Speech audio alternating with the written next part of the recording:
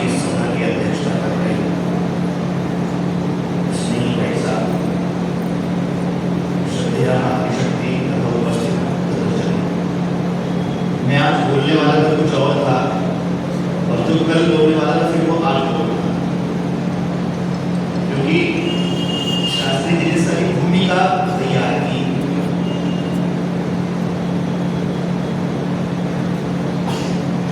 ठीक भी है, प्रातःकाल की चर्चा हो और शाम को समस्याओं का समाधान भी होना चाहिए। आपने सारा विस्तार से समस्या रखी, अब समाधान भी कहीं ना कहीं होगा। श्लोक है, आपको तो याद होगा, प्रत्यक्षेण अनुमित्यावा, प्रत्यक्षेण अनुमित्यावा यस्तु पायो प्रबुध्यते। किसी प्रकार से भी प्रत्यक्ष से अनुमान से जब कोई समाधान न दिख रहा हो, प्रत्यक्षेण सरल प्रत्यक्षेण बिल्कुल सामने से नहीं पता लग रहा, अनुमित्या अनुमान से भी पता नहीं लग रहा, यस्तु पायो कोई उपाय पता नहीं लग रहा, उसको कैसे करेंगे, उसका समाधान कहाँ होगा, उपाय कहाँ मिलेगा। तम विदन्ति वेदेन, उसको कैसे जानते हैं लोग, वेद से जान सकते हैं। और फिर तस्मात् वेदस्य वेदता, इसलिए वेद वेद। सही बात है, यदि वेद पे थोड़ा सा ध्यान देंगे, जो अभी आपने कहा, कैसे इसका समाधान निकल सकता है बहुत सुंदर ढंग से, और क्या हो सकता है। उदाहरणों से ही मैं आपको बताऊंगा। बहुत प्रसिद्ध मंत्र है, उसमें उसका अंतिम टुकड़ा आपको बता रहा हूं तो ध्यान लगाएगा। गुरु लोकम न करो, हमारे लोक का विस्तार। अभी शास्त्री जी ने चर्चा की, हमारे लोक का क्या हो रहा है, हमारे संसार का क्या हो रहा है, संकोच हो रहा है, कॉलोनी की खाली होती जा रही है। और हम चाहते क्या है, गुरु लोकम न करो। मैं जो मंत्र बोल रहा हूं, ये मंत्र है पृथ्वी सूत्र का पहला मंत्र। मैं इसको बोलता हूं, सत्यम, बोलिए मेरे साथ, बृहद्रितम, रुद्रम, दीक्षा, तपो, ब्रह्म यज्ञम, पृथ्वी धारयन्ति, सानो भूतस्य भव्यस्य पत्नी गुरु लोकम न करो। सानो भूतस्य भव्यस्य पत्नी गुरु लोकम न करो। अभी प्रातःकाल में चर्चा कर रहा था आपसे कि हमें अदिति चाहिए, तो अदिति कैसे आती है, शांति पाठ का मतलब प्रति शन्ना करोति, शन्ना भवतु, शन्नो अदिति भवतु प्रति। ये मंत्र उस बात को थोड़ा और स्पष्ट करता है कि क्या क्या हो सकता है। पृथ्वी जो टिकी हुई है, वो टिकी हुई है इन 7 चीजों से। क्या क्या चीज है, आपने बोला था ना, फिर बोल लीजिए। पहली चीज है सत्यम। सत्यम के बारे में बता चुका हूं, जो नए लोग आए उनको थोड़ा सा बता दूंगा। सत्य वो होता है जो मन वचन कर्म से जहां एक होता होती है, जो मन में है वो वाणी में होना चाहिए, और जो वाणी में है वो कहाँ होना चाहिए, कर्म में। सर वो जो जीत रहे हैं, जिनकी आपने भी चर्चा की इतनी लंबी, केवल जीत इसलिए रहे हैं कि उनके मन वचन कर्म में एक होता है। वो मैं पढ़ाता हूं तो मेरे पास पढ़ने भी आते हैं, अर्थ ना भी जानते हो तो भी याद करते हो। जैसे हम लोग कहते हैं कि हमें अर्थ समझ नहीं आया, कोई बात नहीं, उनकी श्रद्धा, वो लड़ने को तैयार है, अर्थ पता लगे तो गड़बड़ शुरू हो जाएगी, अर्थ पता नहीं होगा। मेरे पास बीए में फूलना भी पड़ता है, और वो इस इसलिए पढ़ता है संस्कृत, मुझे पता है कि वो आगे खंडन करना चाहता है, पढ़ना आता है ये चाहता है, और वो याद है उसे पुराना, वो अर्थ भी जानता है थोड़ा थोड़ा। फिर मेरे पास और भी छात्र हैं, कुछ छात्र ऐसे हैं जो त्यागी हैं और मुसलमान हुए, वो पढ़ते हैं, उनकी भी अपार श्रद्धा है, मुझे पता है कि त्यागी है, किंतु फिर भी उन्होंने श्रद्धा अपार है। क्यों? क्योंकि उन्होंने श्रद्धा का वातावरण पैदा किया हुआ है। तो सत्य का पहला लक्षण ये है, हमारी जो पराजय है उसका सबसे बड़ा कारण ये है कि जो हमारे वचन में है ना, वो हमारे मन में नहीं, और जो हमारे मन में है वो कर्म में रहेगी। और जिस दिन हो जाएगा, यदि वास्तव में हमें लगता है कि हमारा धर्म श्रेष्ठ है, लगता ही, मैं वास्तव बता रहा हूँ, किसी को लगता ही नहीं है, तो सब यदि श्रेष्ठ लगेगा, मैं एक बात पूछ रहा हूँ, कड़वा बोलने का मन करता, बहुत सोचता हूँ सकारात्मक बोलो, फिर भी कह देता हूँ। माता पिता कोई बढ़िया फल लेके आते हैं, जैसे अपने आप ही खाते, किसे देते, किसे देते, एक प्रकृति है आदमी की, क्या करता है, वो सोचता है कि मेरे बेटे को बढ़िया वाली चीज मिलनी चाहिए। अब जिस जाति की आप बात कर रहे हो, उसे थोड़ा भी विश्वास होता अपने संस्कार पर, अपनी संस्कृति पर, अपने धर्म ग्रंथों पर, उसे लगता है कि ये सर्वश्रेष्ठ है, तो सबसे पहले वो किसको दे, क्योंकि प्रकृति की आदत है। माँ को कुछ भी अच्छा होगा, बढ़िया चीज बनेगी तो अपने आप दिखाती, वो किसे देती है, बच्चे को देती है। कोई पढ़ेगा, मीठा फल हुआ, चख करके बोले उसे दे दो, छोटी को दे दो, अपने आप नहीं खाना चाहते। किसको देना चाहते हो? बच्चों को देना चाहते हैं।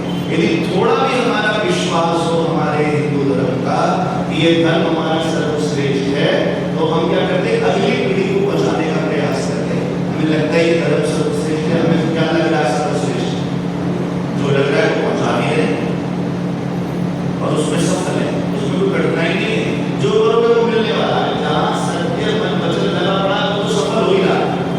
अब कह रहे थे थापन नगर में ये सब खाली पड़े, क्यों खाली पड़े? क्योंकि उन्हें लग रहा था यदि अमेरिका चलेगी तो बहुत बड़ी होगी, तो सब चलेंगे अमेरिका। अरे हमारे जितने हम लोग बैठे हुए हैं, नए पुराने, सबके मन में एक ही कल्पना है, किसी तरह मेरा बेटा जो सेटल हो जाए बाहर, कोई उसे मन में है, उसी के लिए वो बोलता भी है, अरे यहाँ ना बोले कि तुम आपस में चर्चा करते हैं कि भाई इस बार ऐसा कर ले कि अमेरिका पहुंच जाएगा, और उसके लिए पूरा मेरे जीवन भर प्रयास होता है। मेरे पास मैं विरोधी, तो मेरे पास सोफिया में एडमिशन करा दो, सेंट मेरी में एडमिशन करा दो, तो फर्जी आ जाते हैं कि बस आप लेट लेके फिर आगे हम देख लेंगे, क्योंकि वो लक्ष्य वही है ना, मन वचन कर्म क्या है, तो उसमें जीत हो रही है।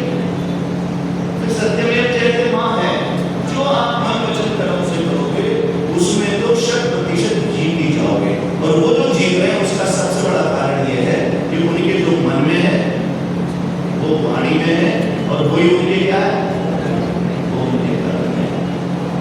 यदि ऐसा नहीं करोगे तो अगली बात स्पष्ट कर रहा है वेद की विशेषता ये है कि जो चीज कहीं पता न लगे वो वेद बताए, बोले ऐसा नहीं करोगे तो दूसरी चीज हमारे पास है बृहद ऋतम। ऋतम क्या चीज है समझते हैं?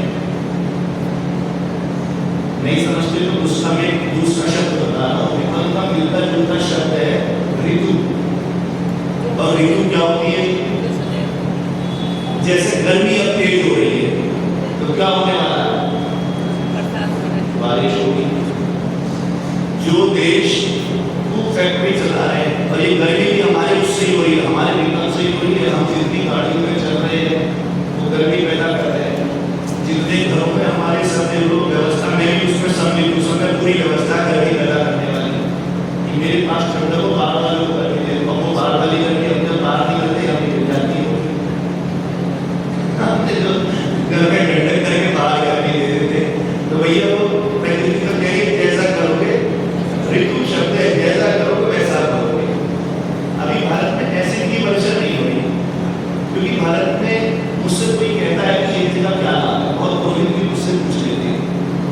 एक बात कह रहा हूँ पुरोहित की, बोला हवन से क्या होने वाला है?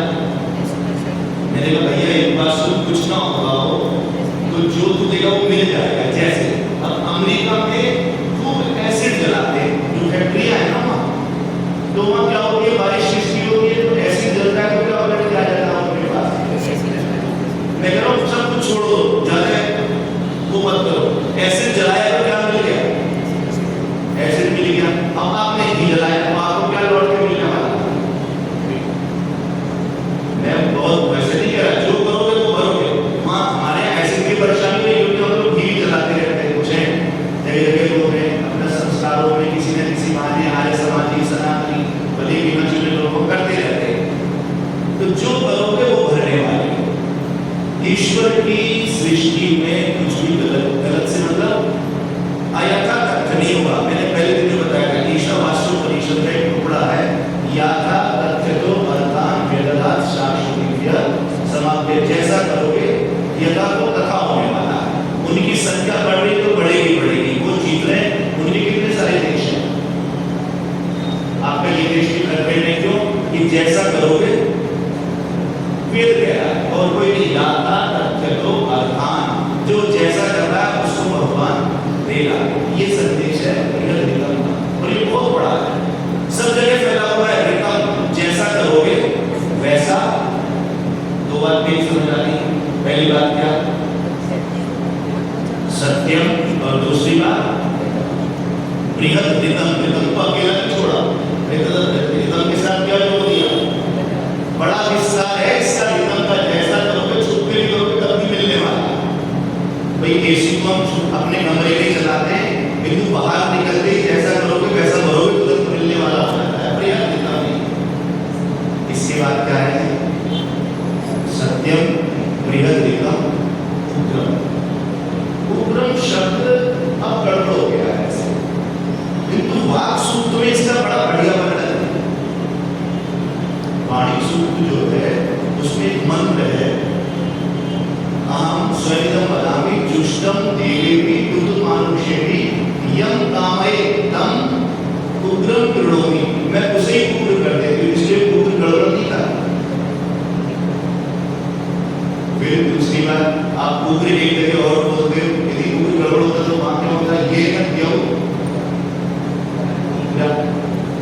उग्र का मतलब होता है जो अपने उस पर स्थिर रहता, जो उसकी मान्यता है वैसा है तो ठीक है, गर्दन फट जाए ठीक है, जो है बस वो है। उग्र समझे। कई बार क्या हिंदी में बहुत सारे शब्दों का अर्थ बदल जाता है, अलग थोड़ा सा हो जाता है। संस्कृत में उसका अर्थ अलग होता है और संस्कृत में आते आते थोड़ा सा, तो संस्कृत में उग्र वो वाला उग्र नहीं है, उग्र का मतलब है दृढ़ता। तो तीसरी चीज क्या अपेक्षित है,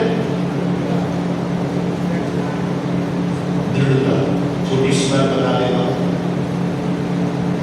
हमारी बहनें वो लगाती है तिलक, और तिलक किस चीज का लगाया जाता है, क्या लगाती है, तिल लगाया, देखा किसी को तिल लगा दिया उसमें ऐसा जब लगाया तो क्या करा कि तिल लिया और तिल लगा दिया, गेहूं लिया गेहूं लगा दिया, ऐसा करते हैं क्या करते हैं, चावल लगाते हैं। चावल बड़ा दूध होता है। मैं खाली आयुर्वेद की बात नहीं कह रहा, मैं भी ऐसा बता रहा हूँ कि खाओगे तो पेट को दूध कर देगा, मैं उसका स्वभाव बता रहा हूँ। तिल है, तिल को आप एक मात्र चम्मच तो वो तुरंत खल बन जाएगा। इसने देगा छोड़, जैसे ही उसमें झटका लगा तो उसने क्या करा, इसने तो छोड़ दिया, तेल तो निकल गया उसका बाहर, तो वो क्या बच गया, खल बच गया। वो क्या बन गया, दुष्ट बन गया। तो हल्की सी चोट लगी तो प्रेम भाव खत्म हुए, बेकार है। आर्य समाज में कुछ बात हुई, दूध में को गलत, दूध में को अपनी आर्य समाज बाहर निकले ना। ऐसा एक बार स्वामी शुद्धानंद जी के और स्वामी दर्शनानंद जी के जीवन में घटना आई। जोड़ी में जब व्यक्ति रहते हैं, दिग्गज लोग होते हैं, कहीं ना कहीं तर्क वितर्क चलता ही है, संवाद विवाद हो जाता है। अब कुछ हो गया तो दर्शनानंद जी अपना झोला उठा के निकल लिए गुरु उठाने से, तो फिर दूसरा गुरु को बोला कि अपना नहीं हो ज्यादा अब उसके बाद शंकरन जी को लगा कि भाई कुछ थोड़ी सी मैंने ज़्यादा कुछ कह दिया इनको, तो उन्होंने ये श्लोक लिख के दिया। श्लोक बड़ा प्यारा है, उसका भाव आपको बता रहा हूँ कि बोले हम चावल है, जितनी हम पर वो मटके खाना खा होता है, चावल देखते हो आप, उतने हम सफेद हो जाते हैं, तो उतने खिल जाते हैं, उतने ही निकल जाते हैं। आपने देखा होगा ढेकली होती थी पहले, तो चावल पे करते थे और वो सफेद होता जाता। बोले हमें तो जितने थपेड़े पड़ते हैं तो उतने सफेद हो जाते। बोले तेल नहीं है कि थोड़ी सी पीड़ा हुई और हमने तेल छोड़ दिया, मक्खन लग गया। वीरभद्र शब्द ऋषि को कह रहा है कि थपेड़े पड़ने के बाद भी क्या होना चाहिए, स्थिर। तो तीन बात होगी आपके पास, कौन कौन सी? सत्यम, दूसरा जैसा करोगे वैसा करोगे, क्या कहते हैं उसको, बृहद्रथिकम। और तीसरी बात यह है दृढ़ता, अपनी आस्था के प्रति। ऋषि नारद कह रहे हैं तो एक वाक्य बड़ा प्यारा सा है कि मेरी उंगलियों को बत्ती बना के भी तुम जला दो, मतलब कष्ट की पराकाष्ठा है कि तुम बत्ती बना के लगा दो, तब भी मैं जो सत्य हुई वो उतना उसका नाम है। यदि वो दृढ़ता हो जितनी है उतने बचे हुए, हमारे अंदर जितनी दृढ़ता उतने बचे हुए भी, और जितनी कम हो रही है उतने बढ़ रहे। तो तीन चीज हुई, सत्य, बृहद्रथिकम। अब चौथी चीज है दीक्षा। दीक्षा शब्द जो आता है वो कमर कसने से, आप विद्यालय में पेटी बनवाते हो, आपका बालक आता है विद्यालय को पेटी बांधते थे, उसमें करते हैं ऐसा, पुलिस वाले को पुलिस वाले बांधते थे, कमर कसना। प्राचीन काल में जनेऊ और वो मेखला तो दीक्षा के प्रतीक है। और दीक्षा कैसे बनती है, प्रातःकाल मैंने बोला था, आप भी नहीं लिखवा लो अपनी समय। प्रत्येक दीक्षा मापती, दीक्षा कैसे मिलती है, कैसे आती है, व्रत से आती है। फिर बोल लीजिए क्या, प्रत्येक दीक्षा आप। अब जो मैं कहना चाह रहा हूँ बस यही मेरा पूरा है, आगे बताऊंगा तो मेरा तोड़ यही है। व्रत होता है, संस्कार में नहीं पढ़ी आपने, नहीं पढ़ी तो बताऊंगा। एक जगह है जहाँ ऋषि दयानंद 5 बार पढ़ रहे, क्या कह रहे थे, ओम अग्ने व्रतपते, फिर वायु व्रतपते, फिर सूर्य व्रतपते, फिर चंद्र व्रतपते, और फिर व्रतानां व्रतपते व्रतम चरिष्यामि, मेरी रक्षा करो, मैं व्रत पे चल सकूं। तो व्रत कहाँ का लियो, व्रत कहाँ लिया गया, इस संस्कार में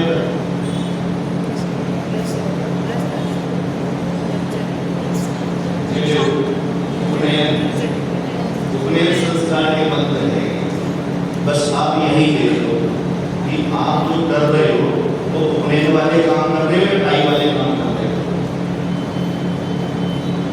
टाई वाले काम कर रहे हो तो फिर यही होना है, और यदि उपनयन वाले काम करोगे तो फिर वो व्रत है, व्रत से क्या करने वाला।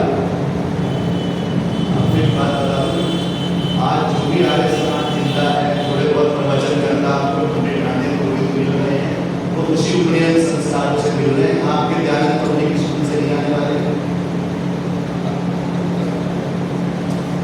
तो वहीं से आने वाले जो भी आप लोग कुछ उल्टा सीधा बता पा रहे हैं, कहाँ से बता पा रहे हैं, कोई व्रत की जगह कहाँ है, प्रत्येक दीक्षा होती। और वहाँ जीव कैसे, आप प्यारे अवसर पर वहाँ इकोसिस्टम है, वो इकोसिस्टम उसी का है दीक्षा का। और दीक्षा कहाँ दी जा रही है, छोटी सी आवाज करते हैं अभी सड़क भर जाएगी, क्यों, गलत सा, आपके पास कोई इकोसिस्टम नहीं है। आपको बात बताना चाहता हूँ, अभी गुरुदत्त जी की जयंती मनाई, तो मैं आपसे गुरुदत्त जी की पुस्तक लेके गया सिटी से, ये भी के लिए बड़ा जोर शोर से उन्होंने प्रचार किया और मेरठ से पैसा लेके गए। मेरठ में आए और मेरठ से चंदा इकट्ठा करके ले गए, और जिस दिन वो आए थे उस दिन यहाँ पर परोपकारिणी सभा की स्थापना भी हो गई थी। ये सब घटना जो उसी पुस्तक में लिखा है, मुझे पढ़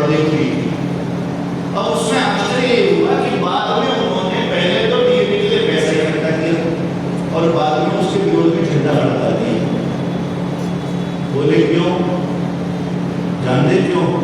वो बोले मैं सोच रहा था कि यहाँ तो वेद विद्या पढ़ाई जाएगी, दीक्षा दी जाएगी, ये तो तुम अंग्रेजों के लिए गलत तैयार कर रहे हो, और फिर वो खूब विरोध कर दिया। और इतना विरोध हुआ, इतना उनके मस्तिष्क में विरोध हो गया कि जो उनका देहावसान हुआ है, तो आप देखो कहते नहीं इस चीज को कि उनके जीवन में ये उथल-पुथल हो गई कि मैं जो काम कर रहा था उसमें सफलता क्यों नहीं मिल रही है, मैं जो जगह-जगह गुरुकुल खोलना चाहता हूँ, वेदों के अध्येता बनाना चाहता हूँ, वो क्यों नहीं बन रहे। तो वो उतने ही विरोध में खड़े हो गए। ये केवल एकमात्र वही सोचते हैं। मैं आपको उदाहरण दे रहा हूँ कथा के माध्यम से। सर ये कुछ भी नहीं, रावण का इससे बड़ा साम्राज्य था, ये कोई आतंक नहीं। वो आतंक कैसा था, अभी तो ऐसा नहीं है कि आपने हवन किया हो तो कोई आपके हवन को बुझा दे, ऐसा तो नहीं माना। वो समय होता कि जब हवन होता था तो लोग जो है उसे बुझा रहे। अब मैं आपको ध्यान दे रहा हूँ वहां क्या होता, रामचंद्र जी चले, ठीक है। अब देखो अभी को सिस्टम देखना, रामचंद्र जी चलते जा रहे हैं। पहले तो रामचंद्र जी का आपको थोड़ा सा समय लेता हूँ, आपको अच्छा लगेगा, उसी बात को बताना चाहता हूँ जिससे सुधार हो सकता है। रामचंद्र जी का जन्म जो हुआ उसी गुरुकुल परंपरा की पद्धति से हुआ। कौन आए थे जन्म के लिए? ऋषि आए। फिर उनका जो पूरा अध्याय स्वाध्याय हुआ वो वशिष्ठ मुनि ने करा, किंतु वशिष्ठ मुनि पूरा नहीं कर पाए तो फिर विश्वामित्र आए और उन्हें अपने गुरुकुल में लेके गए। और वहाँ जो कुछ भगवान राम ने आगे किया वो सारा का सारा जो सिखाया था वो किन्होंने सिखाया था? विश्वामित्र ने। आपको बताता हूँ क्या दिखाया वाल्मीकि रामायण में, 50 तो बला और 50 अति बला, ये विद्या का नाम लिखा है, वो उनको सिखाई। और इस विद्या का उपयोग बताता हूँ धीरे धीरे आप देखेगा, वो यहाँ पर सीखे। तो पहले तो जो उस समय आए वो मारीच, काड़का, सुबाहु, उनमें कुछ को मारा और कुछ को फेंका। इसके बाद उनका वनवास हुआ। वनवास में भी कहते हैं कि वो बहुत योजनाबद्ध ढंग से हुआ कि वनवास में भी वो वनवास गए और सीधे ऋषियों के आश्रम में गए। जैसे ही अयोध्या से निकले तो कहाँ गए? भरद्वाज मुनि के गुरुकुल में गए। भरद्वाज मुनि के गुरुकुल में पूरा अस्त्र शास्त्र विज्ञान का एक बात को बताता हूँ, आप जब भी पढ़ो तो ये बड़ा आनंद वाला विषय है। सारे गुरुकुल थे तो सीता जी को तो माताएं देती थी जवाहरात, ये रत्न, उनके पास खूब सारे रत्न थे। आपने देखा होगा कि उन्हें जब रावण हर के ले गया उन्होंने खूब सारे अपने रत्न फेंक दिए। माताओं को शौक होता है, उन्हें भी शौक होता, खूब सारे फेंक फाँक दिए। और फिर भी जब हनुमान जी वहां पहुंचे फिर भी निकाल के क्या दे दिया उन्होंने? फिर भी चूड़ा बड़े निकाल के दे दिए उन्होंने। और इतने सारे इकट्ठे हो गए पूरे पर्वत में देखने पड़े थे। क्यों? वो ऐसा नहीं है वहां से लेके चली थी। होता क्या था कि जब रामचंद्र जी गुरुकुल में जाते थे तो सारे ऋषि मुनि अस्त्र शस्त्र देखते थे। अब भाई साथ में सीता जी भी आई, इनका भी तो कुछ देना पड़ेगा, तो उन्हें क्या देते थे? उन्हें रत्न, आभूषण, हीरे, जवाहरात वो धारण कर लेती थी, वो अस्त्र शस्त्र धारण कर लेते थे। तो पहले कहाँ गए वो? भरद्वाज मुनि के गए। अब भरद्वाज मुनि के गए तो थोड़ा सा उनकी गुरुकुल की व्यवस्था गड़बड़ धारा होने लगी। फिर वो चले गए पंचवटी में, वहाँ वाल्मीकि मुनि के आश्रम में गए। मतलब कहना मैं ये चाहता हूँ कि सब गुरुकुलों में जा जा करके उन्होंने अस्त्र शस्त्र का संधान किया, अस्त्र शस्त्र इकट्ठे किए। और जो अंतिम में पहुंचे हैं अगस्त मुनि के पास, वहाँ भी उन्होंने अस्त्र शस्त्र लिए। तो हम ये नहीं कहते कि गुरुकुल ऐसे बच्चे की चुटू चुटू वाले ही। ऋषि ज्ञानंद ने जो गुरुकुल की कल्पना की है उन्होंने भेजा था उनको, एक को पढ़ने भेजा था कि तुम पढ़ करके और शिल्प विद्या यहाँ पर लेके आओ। श्याम जी कृष्ण वर्मा संस्कृत के विद्वान थे और वो चाहते थे कि तो गुरुकुल उस तरह का होना चाहिए। केवल ये नहीं कि गुरुकुल में ठीक है हम संस्कृत वाले गुरुकुल में पढ़े, किंतु गुरुकुल तो एक पद्धति है, वहाँ पढ़ाई पूरी की पूरी सब भाषाओं की पढ़ाई हो, सारे अस्त्र शस्त्र साइंस सब पढ़ाई होनी चाहिए। क्या हम ऐसे गुरुकुल नहीं बोल सकते हैं? जब बड़े सोच विचार से बड़ी कमेटी बना के बड़ा मन लगा के बढ़िया काम देने वाला स्कूल खोल सकते हैं, तो उतने ही मन लगा के उतनी कमेटी बना के उतने अपने जीवन के लिए नहीं बना सकते तो प्राणवायु कर तो सकते हैं। कितनी बड़ी जगह है ये आपकी, कितनी बड़ी जगह है, खाली रहती है, चलना चाहिए।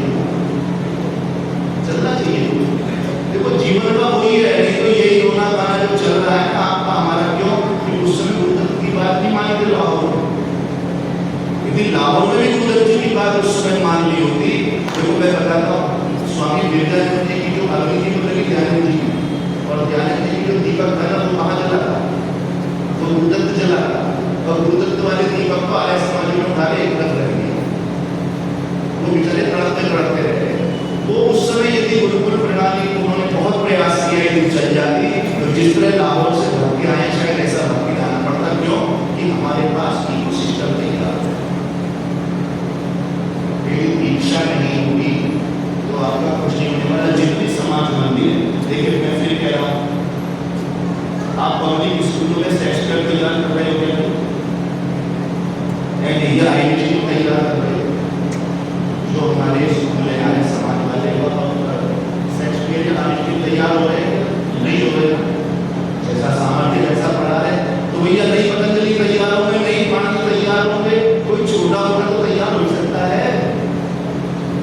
जितने मंत्र आपको याद है 10-20, उतने मंत्र तो हर मोहल्ले के सब लोग धीरे धीरे तो याद करा ही सकते हैं, बिल्कुल नहीं। हमें यदि लगता है, तो वास्तव में कह रहा हूँ, यदि लगता है तो करना पड़ेगा, और नहीं तो ये क्या कई घंटे वाला भी होने वाला है। सब कही है उस बात को, क्यों कि इकोसिस्टम है नहीं आपके पास, और वो इकोसिस्टम केवल और केवल वेद बता रहा है कि दीक्षा से ही पैदा होने वाला है। और दीक्षा कहाँ मिलने वाली है, व्रत से मिलने वाली है। और व्रत कहाँ होने वाला है, तो ऋषि बता रहे हैं आपको, व्रत कहाँ मिलने वाला है, गुरुकुल में मिलने वाला है। उपनयन का मतलब क्या होता है, उपनयन धारे का नाम नहीं है, वैसे उपनयन का अर्थ समझते नहीं, ये धारे को उपनयन बोलते थे। उपनयन माने होता क्या, अपने बालक को आचार्य के पास ले जाना। उप माने होता है पास, और नयन माने होता है ले जाना। अपने अपने बालकों को आचार्य के पास लेके जाना, अपना लेके जा रहे। अब तो भैया वो बात भी थी रिसेंट में वाले बहुत सारे यहाँ पर बड़े, और केवल मेरठ में नहीं है, सब जगह पादरियों के बहुत बढ़िया बढ़िया स्कूल है। और हर आदमी की यही कल्पना है, मुझे बहुत मिलते कि बस एक इच्छा है कि मेरी लड़की अगर बस वो शहर में रहेगी, मैं भर्ती हो जाए, इस तरह मैंने बहुत बढ़िया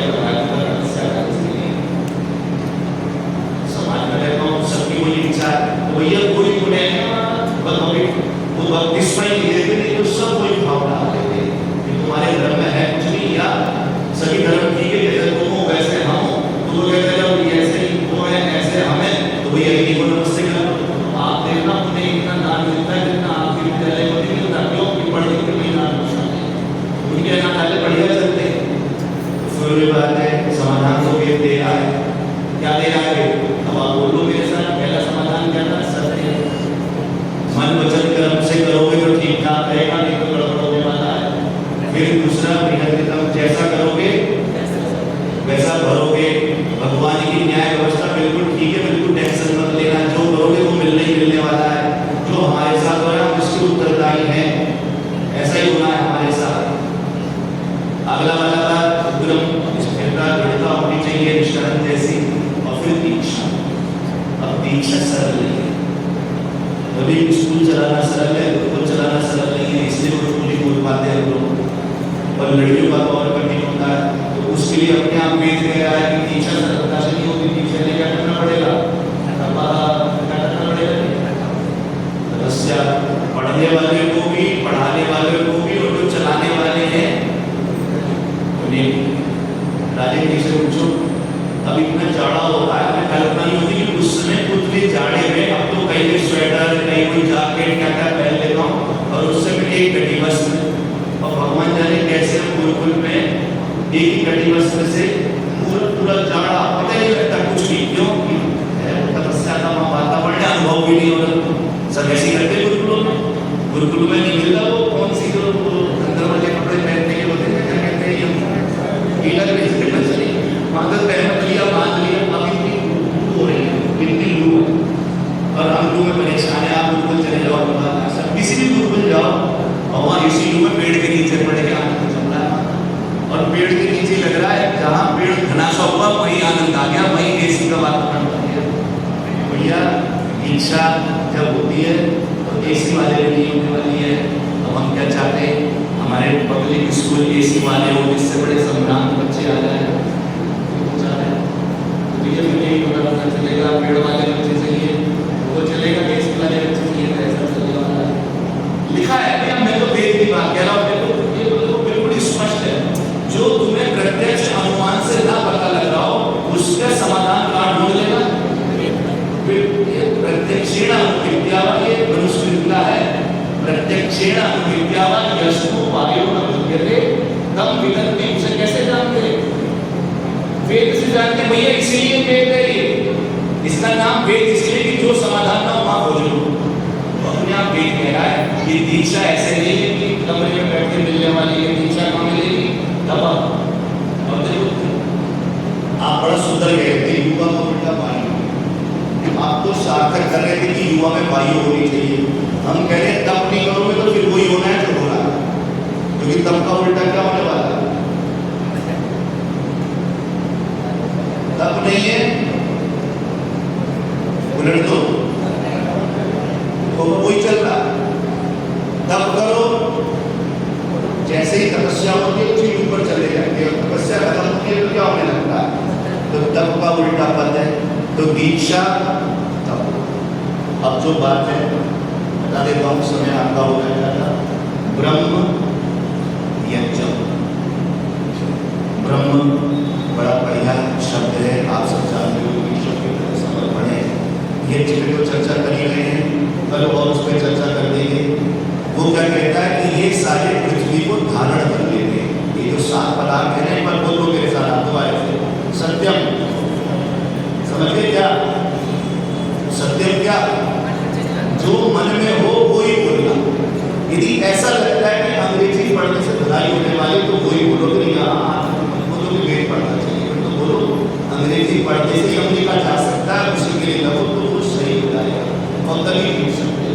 ऐसा नहीं कि इस परिसर में तो वेद पढ़ना पढ़ाना सब आएगा, अलग धर्म है, तो बाहर निकल के अंग्रेजी पढ़ेगा तो अमेरिका इंग्लैंड चला जाएगा, तेरा भी उद्धार, हमारे भी साथ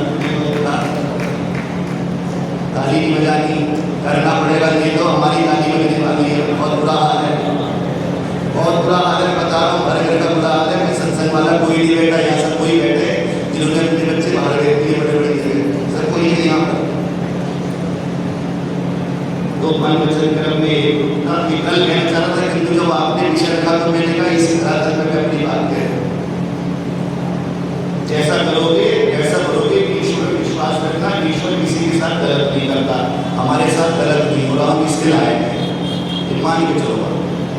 इसके लिए फिर कहता है स्थिर हो जाओ, दृढ़ हो जाओ, अपनी मान्यताओं पे ही अच्छी लगती है तो दृढ़ हो जाओ, नहीं अच्छी लगती तो परफेक्ट हो, फिर जबरदस्ती की वो मत करो, आखिर में मत करो। यदि अच्छा लगता है तो फिर उसी बात को ही मानना चाहिए, और मान भी रहे, जो अच्छा लगता है उसी को लगे पड़े सब लोग। उग्रम दीक्षा, दीक्षा कैसे होने वाली है? तप, और तप में सहायक होता है ब्रह्म, और इन सबको धारण करने वाला है यज्ञ, जिसकी व्याख्या कल में चलेगी। ये पृथ्वी को धारण करते हैं, और जब पृथ्वी इनको मतलब पृथ्वी को धारण कर लेंगे तो पृथ्वी क्या करती है? अगली लाइन आप देखो, सानो भूतस्य भव्यस्य पत्नी, वो हमारे भूतकाल की भी रक्षिका थी। ये लोग भाई साहब कह रहे थे ना सर हमारे प्रणाम जी, वास्तव में भगवान ने जो सृष्टि की सत्ता दी है वो आर्य को दी है। सार्वदेशिक सभा का एक वाक्य है, जैसे आपका है प्रबंधो विश्वमारी आर्य समाचार, ऐसे सार्वदेशिक सभा का क्या है जो आप बोल रहे थे, अहम भूमि आददाम आर्य। अब गड़बड़ी कहाँ हुई? गड़बड़ी कहाँ हुई है? तो दोनों बात गड़बड़ी बताने की बात करें। कहानी है, कहानी को कहानी के ढंग से सोच लेगा है, तो मनोरंजन की एक सियार को एक कागज का टुकड़ा मिल गया, सियार को कागज का टुकड़ा मिल गया, वो अपनी पत्नी से आके बोला कि देख हमें मंत्री बन गया। पत्नी बड़ी खुश, हमारी भी पत्नी बड़ी खुशी कि बेटे मंत्री बन गए। अब पत्नी बड़ी खुश, बोले चलते हैं तो चलो, और वो दोनों उस कागज के टुकड़े को लेकर के उन्होंने ले जाकर सब चलने लगे। अब वो जब सियार आया थोड़ी देर में कुत्ते लग गए उनके पीछे, तो पत्नी बोली कि कागज दिखाओ ना, तुम कागज दिखाओ, तुम मंत्री बन गए हो। अब बोले तो पढ़ना जानते ही नहीं, हम क्या करें। अब कोई हमारा अभी हम तो पढ़ रहे हैं, और उसमें लिखा हुआ है कि मैंने भूमि किसको दी थी, आर्यों को दी थी। अब वो दूसरे तो पढ़े हुए हैं कि फिर वो पढ़े तो वो मान देंगे तो हमारी सियार जैसी हालत है, हमारे लेते भी जैसे दूसरा कोई आया हमारी। तो करना ही पड़ेगा, अपने आप भी पढ़ो, अपने भी पढ़ा तो बता दो लगता है भैया हमारी बसियत है, भगवान ने दे रखी है, मैंने सब भूमि किसको दी है, किसको दी है, पृथ्वी आर्य को दी है। अब अपने आप भी पढ़ लो, कई बार तो अपने आप भी नहीं पढ़ पा रहे, अपने आप पढ़ लो और दूसरों को भी पढ़ा दो, भैया हमें मिली है बसियत दे रही, अब नहीं पढ़ो तो फिर ऐसे कुत्ते भी चल के तो सानो भूतस्य भव्यस्य पत्नी, इस भूत की भी जो हो चुका उसकी भी और जो आगे होने वाला उसकी रक्षिका जो है क्या है, ये पृथ्वी है। क्योंकि रामचंद्र जी 20 पर हुए, कृष्ण जी 20 पर, और आगे वाले 20 पर होने वाले। क्या कह रहा है, गुरु लोकम न विलोकम, हमारे संसार का विस्तार करते, हमारे मोहल्ले छोटे न होते चले जाए, हमारा देश छोटा न होता चला जाए, जैसे जैसे कटता चला जा रहा है। सर आप तो छोटी बात कह रहे हो, या मोहल्ले के मोहल्ले खाली हो गए, कई मोहल्लों के नाम हुए हैं बैंक कॉलोनी, और आज वो बैंक कॉलोनी में कोई है ही, बड़े बड़े मोहल्ले ऐसे कि आपका जहाँ ठाकर नगर है, ये भी धीरे धीरे धीरे धीरे हम 10-20 साल मिलेंगे ना, तो फिर ये चर्चा कर रहे हो कि तुम मुल्ला ही मुल्ला होने वाले हैं। बैंक कॉलोनी तो ऐसे खत्म हो गया, बहुत सारे ऐसे खत्म हो जा रहे हैं। क्यों, गुरु लोकम न विलोकम, यदि वेद कह रहा है कि तुम्हें लोक का विस्तार करना है तो भैया इंद्रदेव से काम करके लोक का विस्तार नहीं होगा। लोक के विस्तार के लिए क्या चीज है, वही 7 चीजें निभा के साथ बोलो। तो पहली चीज है सत्य, दूसरी चीज है बृहत्तम, तीसरी चीज है उग्रम।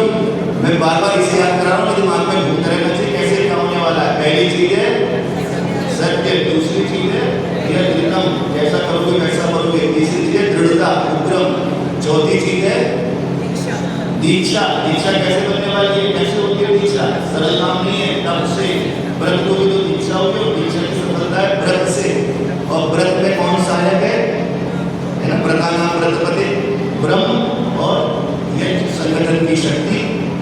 तो भैया वेद की ज्योति। अब एक बात और बता दूं, बहुत बात बताता हूँ, फिर बता देता हूँ। अभी हमारे नाम में क्या साहब है, सुनील भाई साहब बहुत बड़े अच्छे डॉक्टर हैं। उन्होंने मुझे गुड़िया दी, ये किस गुड़िया को तुम देगा, तुम्हें ये कष्ट है, जो काला काला होता है, ठीक है बढ़िया था। हमें रोज सुबह सुबह बोलो सुनील जी महाराज की जय, सुनील जी की जय हो। ये गुड़िया की ज्योति जलती रहे, गुड़िया अमर हो जाए, मेरा नाम था। ऋषि ने क्या कहा कि भैया जो मैं तुम्हें देके जा रहा हूँ, ऋषि के सामने की समस्या थी, तो कहते हैं भैया सेवन करोगे तो लाभ होगा। अब हम क्या कर रहे हैं, जय कर रहे हैं। और वेद की भी ज्योति